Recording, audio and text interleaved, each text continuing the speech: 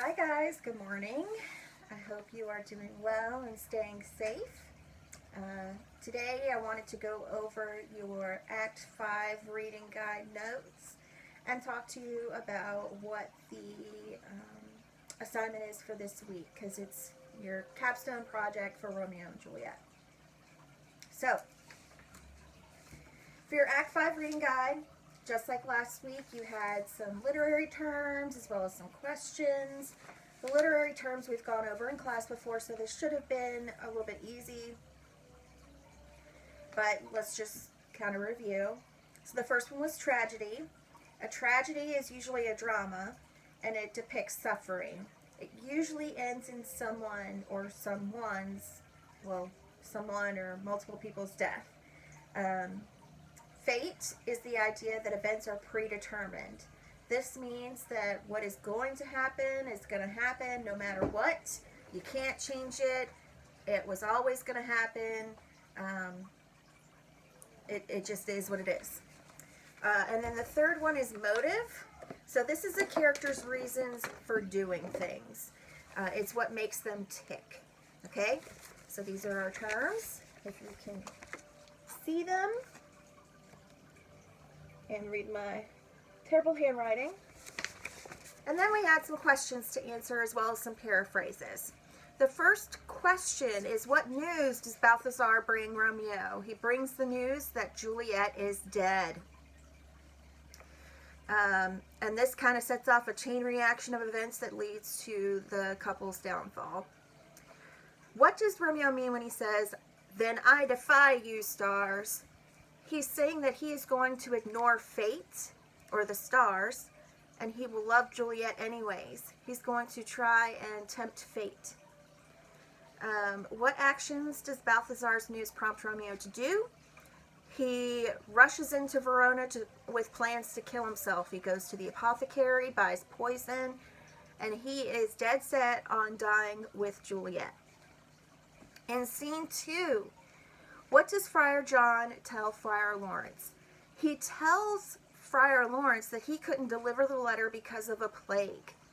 What's really cool about this, especially, considering our current circumstances, is that during a plague in the old times, they were so scared that they would actually bar the doors on a person's house. They would shutter the windows, put planks over it, nail them shut, and then put locks and chains and bars over the doors so that the person inside could not get out if they were suspected of any type of illness or plague. So they were forced into self-quarantine.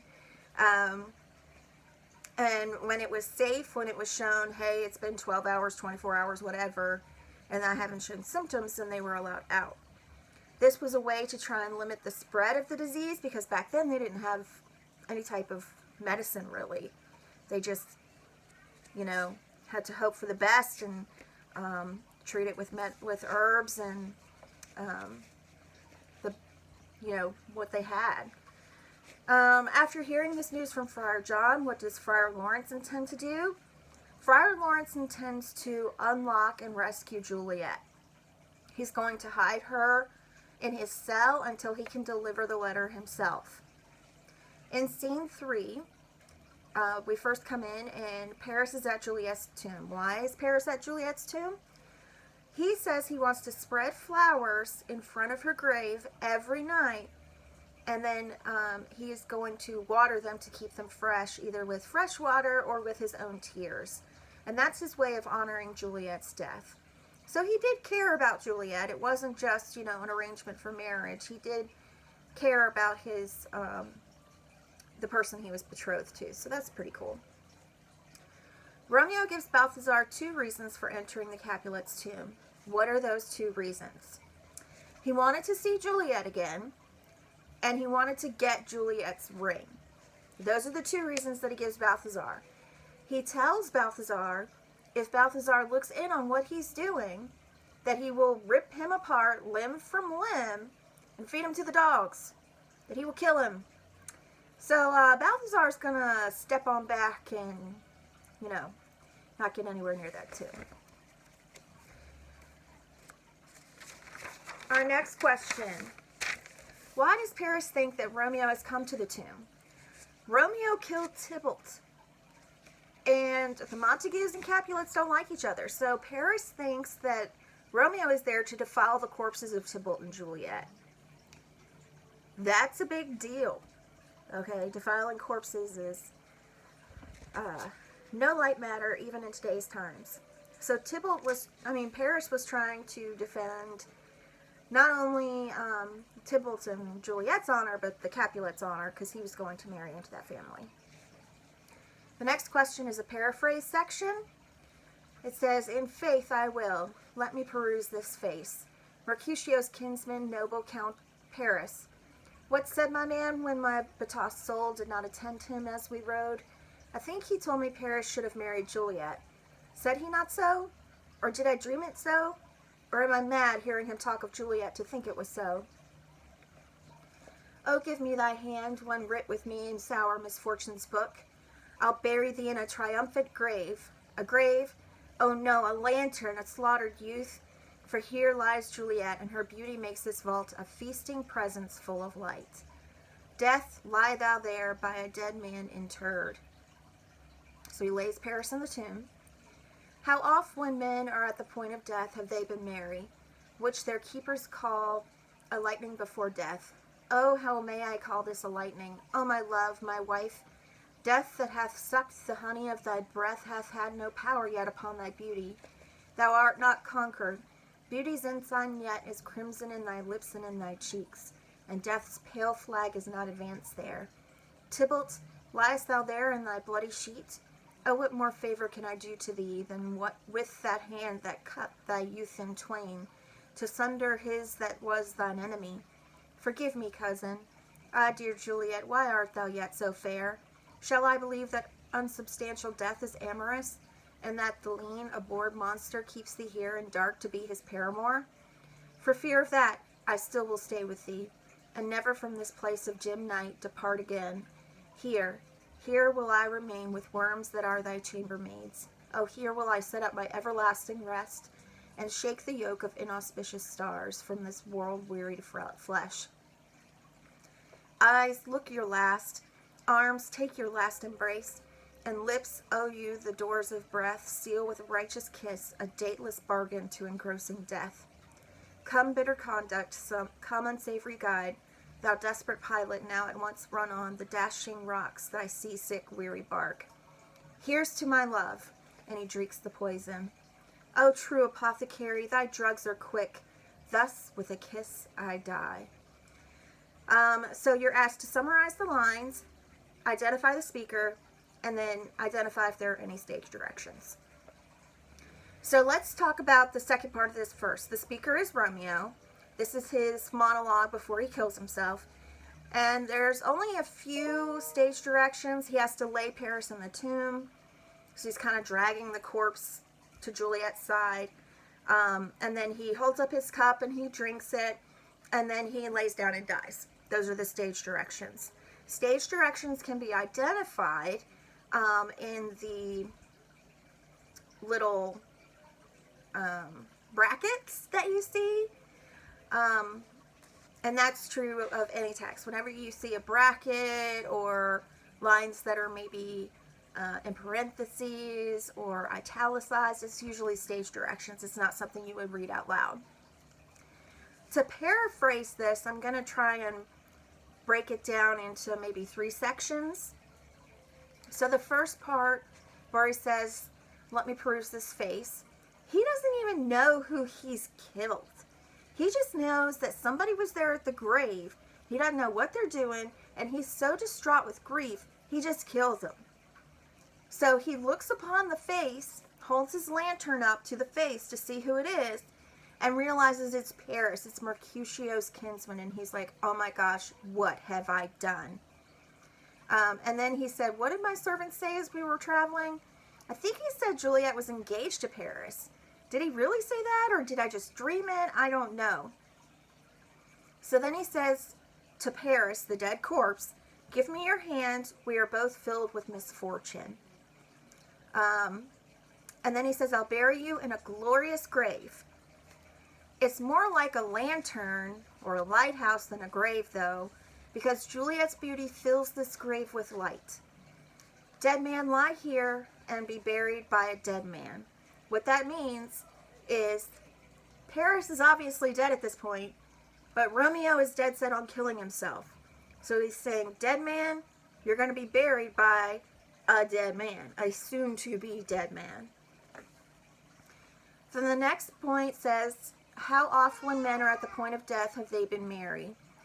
So he's saying that he's actually happy even though he's about to commit suicide and die. He's talking about Juliet and says that death hasn't sucked her beauty away, that there's still signs of life in her. So if he had just waited another 30 minutes, she would have been brought back to life. He says that there's still rose or red, crimson, in her lips and in her cheeks. So death hasn't stolen all of the blood from her face yet. Even though she's been lying in the tomb, I think it said a day or two.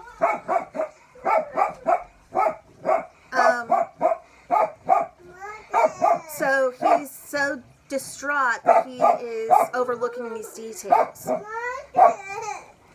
And then he talks to Tybalt and says, forgive me. Okay, I don't remember where we left off. I think it was when Romeo is apologizing to Tybalt. He's talking about how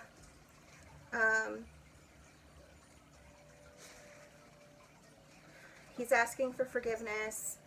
And then he says, dear Juliet, why are you still so beautiful?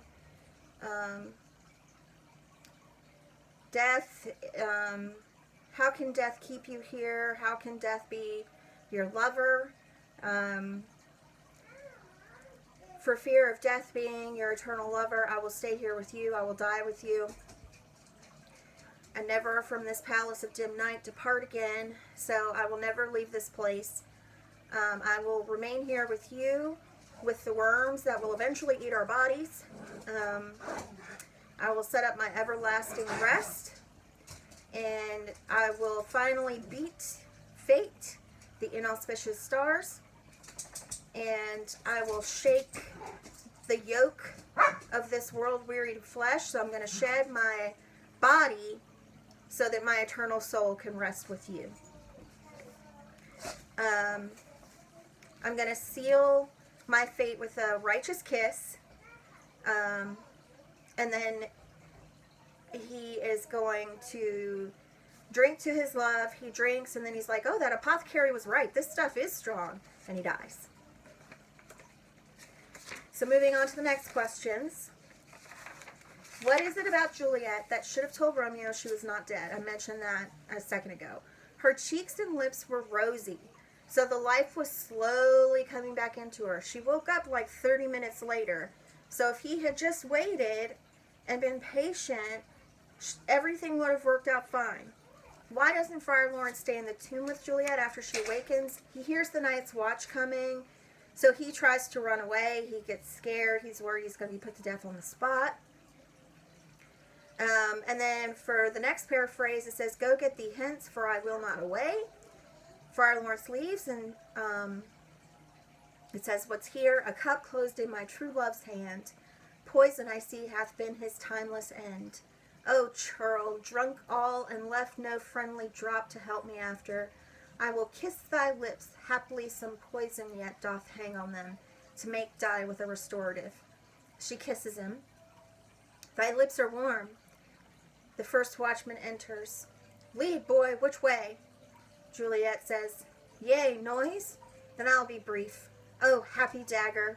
And she takes Romeo's dagger, and she stabs herself in the chest. She says, this is thy sheath.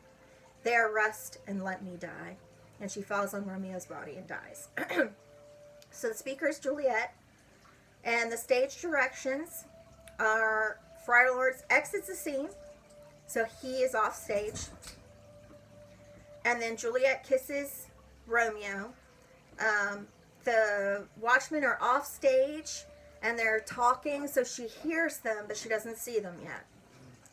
She kisses Romeo. Well, first she, takes the cup out of his hand, looks in it, sees that there's no poison left, tosses it aside, and then she kisses his lips to try and get the poison from his lips. And that's when she hears the Night's Watch coming. So she takes his dagger from his sheath and says, "My body will be its sheath," and she stabs herself in the chest. And then she falls on top of Romeo's body and dies. So those are the stage directions. It's a lot of movement for this scene. For the paraphrase, she tells Friar Lawrence to go away. She doesn't want him there. And then she says, "What do I see? There's a cup in my true love's hand? Oh, there was poison in this cup. I see he didn't leave me any. He drank it all, and he didn't leave a single drop for me. So I'll kiss his lips. Hopefully there's some poison that still is on them to make me die happily." And then she kisses him. "Your lips are still warm." So she knows he didn't die a long time ago. It's recent. And then Juliet says, "What, a noise? I'll be brief. I'll hurry this up. Oh, happy dagger. Oh, fine dagger. Oh, good dagger. This will be your sheath." A sheath is what the dagger is put into to hold it. So instead of a traditional sheath, her body is going to be the sheath. And then she stabs herself and she says, "There rust and let me die." And she dies. So that's the scene paraphrased. When Montague first arrives on the scene, what does he tell those gathered? He tells them that his wife has died earlier that day from her grief over Romeo's banishment. Relate the events that lead to Romeo and Juliet's death as they are told by Friar Lawrence near the play's end. He pretty much summarizes the whole play, and if you've watched the videos and been paying attention in class, you'll know what those events were. But the big point that he tells is that not delivering that letter, Friar John not delivering the letter, is what led to this unfortunate scene. He says that, I had Friar John deliver this letter. He couldn't deliver it because there was a plague. He got held up. So Romeo came not knowing what was going on. Apparently him and Paris fought outside this tomb, and it must have happened quickly because only 30 minutes have gone by. And then Friar John produces the letter that backs up Friar Lawrence's claim. Balthazar produces a letter showing from Romeo that Romeo had written to his father, and this backs up Friar Lawrence's claim. Romeo says that they were married, that he bought poison, etc. So it kind of brings all the pieces together and connects them. And then I think this is your last paraphrase. And that was our last question too. What information does Romeo's letter give? It just backs up Friar Lawrence's claim, says where he bought the poison, what he was going to do, and why. Our last paraphrase, the Night Watch enters with the page of Paris, and the prince is there, and he says, "This letter doth make good the friar's words, their course of love, the tidings of her death." And here he writes that he did buy a poison of a poor apothecary, and therewithal came to his vault to die, and lie with Juliet. Where be these enemies? Capulet, Montague, see what a scourge is laid upon your hate, that heaven finds means to kill your joys with love. And I, for winking at your discords too, have lost a brace of kinsmen, all are punished. Then Capulet says, "O brother Montague, give me thy hand. This is my daughter's jointure, for no more can I demand." Montague says, "But I can give thee more, for I will raise her statue in pure gold, that while Verona by that name is known, there shall no figure at such rate be set as that of true and faithful Juliet." Capulet says, "As rich shall Romeo's be his lady's lie, poor sacrifices of our enmity." And the prince ends the play by saying, "A glooming peace this morning with it brings, the sun for sorrow will not show his head. Go hence to have more talk of these sad things. Some shall be pardoned and some will be punished, for never was a story of more woe than this of Juliet and her Romeo." So the speakers here are the prince and Lord Capulet, Lord Montague. There aren't any real stage directions other than the Night Watch entering with Paris's page. They kind of come onto the scene. That's really all that's there. The prince is saying that the letter backs up Friar Lawrence's words. It talks about how they fell in love, how she died. It talks about Romeo buying the poison of a poor apothecary, and that he was planning to come to this vault to die in line with Juliet. And then he calls for Lord Montague and Lord Capulet to come in. And he says, see what your hatred has done. Heaven has found a way to kill your joy and your hate with love.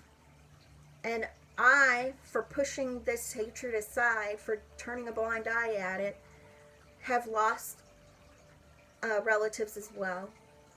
Everyone in this has been punished in some way. Capulet says, "Oh, Brother Montague, please give me your hand. This is my daughter's dowry. You don't have to give me anything more. Let's just stop this fight, and that will be the price for her dowry. I can think of nothing else to honor her than to stop us fighting." And Montague says, "I will give you more, though. She deserves more. I will raise her statue in pure gold, and so Verona will always know of Juliet. There will be no statue more beautiful than true and faithful Juliet." And Capulet says, "I will honor Romeo as well by raising a statue at Juliet's side." They were both poor sacrifices of our hatred. And the prince closes out the scene by saying, "This morning brings sadness. The sun will not shine. Let's go. Let's talk some more about this. Some people will be pardoned. Some people will be punished. But that we can say for sure that there was never a sadder story than that of Romeo and Juliet." So that is the end of the play. We see how they both die and how their families came together to honor their love in the end. For your character quotes, I'll run through this really quick. The first one is Juliet. The second one is Romeo. The third is Friar Lawrence. The fourth is Paris. And the fifth is Romeo. And then for the Act 5 timeline, this all happens Thursday late at night. So Romeo gets the news that Juliet is dead. He buys the poison from the poor apothecary. He goes to Verona to die, but he meets Paris at the tomb, and he fights, and he doesn't even realize it's Paris. Paris dies, and Romeo takes the poison. Juliet wakes up, finds Paris and Romeo dead. She stabs herself. Friar Lawrence is arrested and confesses, but he's pardoned by the prince because the prince says he's always been a holy man. And then Montague and Capulet make up, and they leave with the prince. So now, this has been a really long video, and I'm happy for you making it to the end. Let's talk about this week's assignments. I mentioned on Friday to hold off on the theme and decision making and the eulogy. We would start working on that this week before spring break. It is due before spring break. So now that you have read or listened to the play, I want you to examine the situations listed in your packet and list other choices that Romeo or Juliet could have made. So, in the third column, you're going to list the results of their actual choices. So in this second column, talk about what they could have done to change their fate other than just dying, because that's pretty extreme. And then in this third column, you'll talk about the consequences of the choices they did make.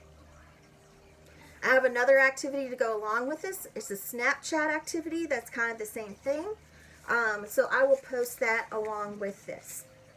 After examining Romeo and Juliet's decisions, what pattern or consistent course of action do you notice? So there is a pattern in this whole thing, and I've talked all along about how communication plays a big role in these two killing themselves in their downfall, okay?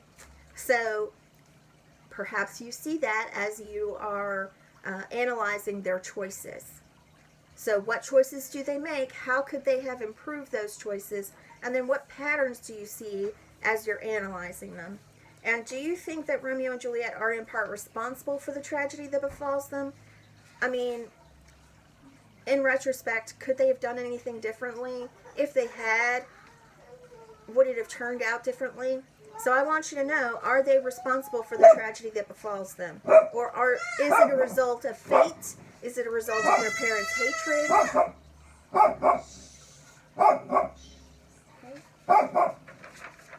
The next page is about theme. And we've talked about the main themes in this are fate, love, and family.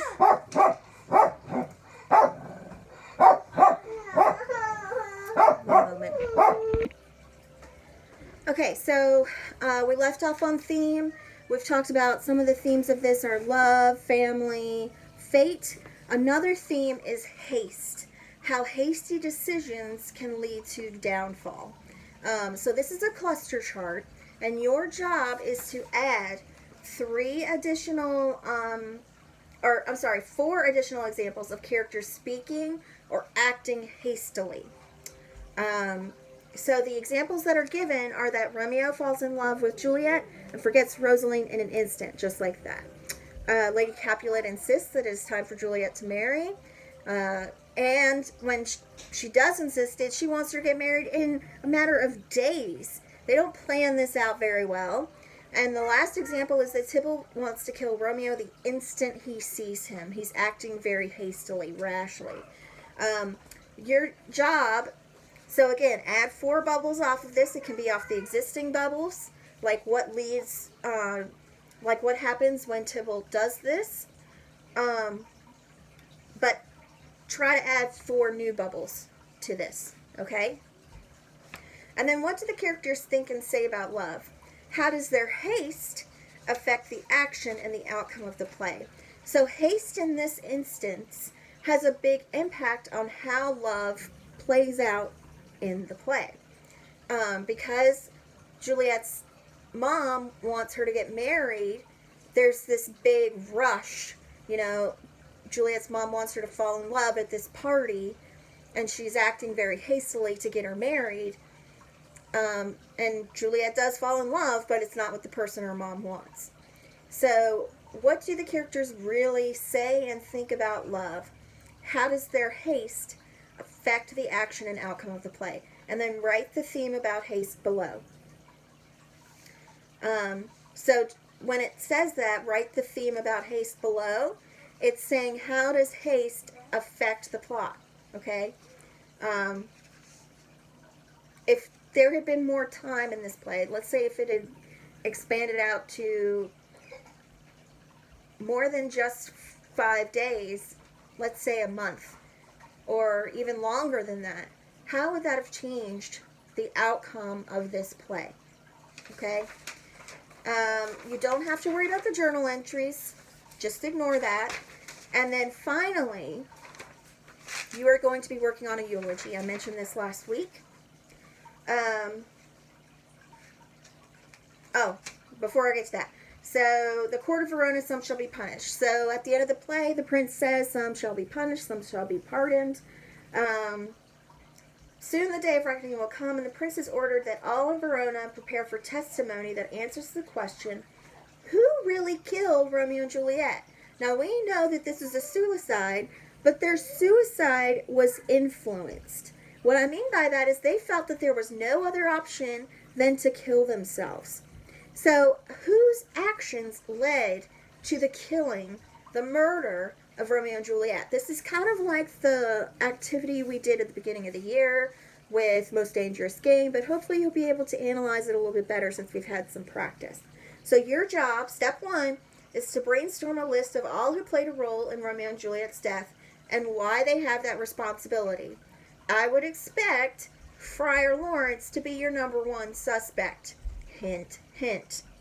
Step 2, create a pie chart indicating what portion of the responsibility for the tragedy of Romeo and Juliet you would assign to fate and what portions you would assign to Romeo, Juliet, and the other characters. So, again, we've talked about how the theme of fate is big in this, that with fate, you can't change your actions no matter what. Does fate really have a big slice of this pie? Is it half? Is it all of it? Or do other characters influence the events I mentioned Friar Lawrence. I'd say he's got a pretty big chunk of this pie. I wouldn't know how much. That's for you to determine. Then step 3 is after hearing all of this evidence that you come up with, who do you feel is the most to blame for the outcome and why? Who do you think is most responsible for the death of Romeo and Juliet and why? So for each character that you list that played a role in Romeo and Juliet's death, come up with evidence. So use text evidence to support why you feel they are responsible. So for Friar Lawrence, he had a big role to play in this entire plot. You'll have a long list of text evidence to support your reasons of why he is responsible. And then after writing down all of your evidence, I want you to identify who you think is the most responsible. This is your opinion. Unfortunately, since we're not in class, we can't, present the evidence to each other, but use your small groups to brainstorm off of each other, okay? That's what they're there for. So let's say, some of you believe that the nurse is more responsible than Friar Lawrence. You can brainstorm in your groups to come up with different ideas to help you on this. But this is an individual assignment. If you have questions on that, let me know. Finally, the eulogy project. So all of these things are going to go into your final test grade. We're not going to have a traditional test since we've been taking tests this whole time for each act. This is going to be a project test grade. Okay? So all of these different components that I've mentioned count into your test. So it'll be different parts graded out, but this will be probably at least 20%, and I'll have those percentages broken down to you hopefully by this afternoon, as long as everything goes well with my kids, as you've been seeing in this video. So for the eulogy project, we've been asked to attend a mass funeral for everybody that's died. At this point, 6 characters have died. So we have Romeo, we have Juliet, we have Tybalt, we have Paris, we have Lady Montague, and we have Mercutio. Those are our 6. We've been asked to deliver eulogies. So you have to create a eulogy for at least one character. Just one. The eulogy should discuss things like how they died, why we should miss them, how they were wronged, and what he or she represented in life. So Juliet is compared to a lot of things in her life. She's compared to the sun. She's compared to flowers. How does that portray her personality? You should include personal information like their age, what family they were part of, if they had a job, any hobbies or activities they liked to do, places they lived, any offices they held in government, any type of special accomplishments really you want to include in a eulogy. And then additional notable information, if they had any special beliefs, like for example, Romeo was pretty noble, he was chivalrous, he held that at a premium, any life philosophies. You can even include poems or letters or quotes written by the deceased. So be sure to scan that text evidence. And then you can include reminiscing or recollection. So this would be family and friends stories and anecdotes about the character. So you could be like, I remember that one time when Romeo was a kid, we used to climb up apple trees and eat apples straight from the branch, something similar like that. You need to talk about the deceased in an honest and loving way. Don't be negative. You need to be uplifting, inspiring, check your facts. Again, use text evidence. And then it needs to have a thoughtful, uplifting ending. So you can't end on a bad note. For an example of a eulogy, I suggest checking out like obituaries. That's a good source to go to. I will give you some extra points if you film this and post it to Edmodo. So you can just do a YouTube video and post it to Edmodo for it, and I will give you some extra points. This is a planning sheet for your eulogy project. So this is just a graphic organizer to help you. You don't have to fill it out if you don't need it, but I highly encourage you to use it because it'll help you figure out what you need to include. Okay? So that is everything. One last note, I am planning on doing a Zoom meeting on Wednesday, and this is just an opportunity for you to touch base with me pretty much in person. So what you would do is just join the Zoom meeting. You need a microphone. You can do it from your phone. That way, if you have any questions, we can talk in real time. So it'd be kind of like a classroom discussion. I was thinking of doing that around maybe 10 o'clock in the morning.